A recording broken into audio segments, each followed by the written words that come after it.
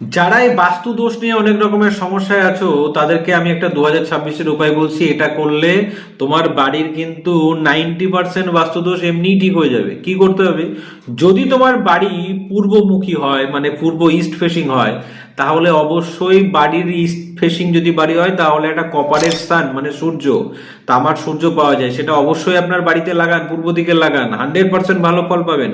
যদি আপনার বাড়ি সাউথ এন্ট্রেন্স হয় মানে দক্ষিণমুখী হয়, তাহলে ঘোড়ার নাল একটা দক্ষিণমুখী যদি আপনার বাড়ি হয় লাগান, 100% ভালো পাবেন, হাজার সমস্যা দূর হয়ে যাবে আপনার। আর আপনার বাড়ি যদি নর্থ ফেসিং হয়, উত্তরমুখী হয়, তাহলে বাড়ির মেন এন্ট্রেন্সের সামনে কিছু গাছপালা লাগান, কিছু টবে কিছু গাছপালা লাগান, 100% ভালো ফল পাবেন, বাস্তু সমস্যা দূর হবে, বাড়িতে পজিটিভিটি প্রবেশ করবে, অর্থের আগমন ঘটবে।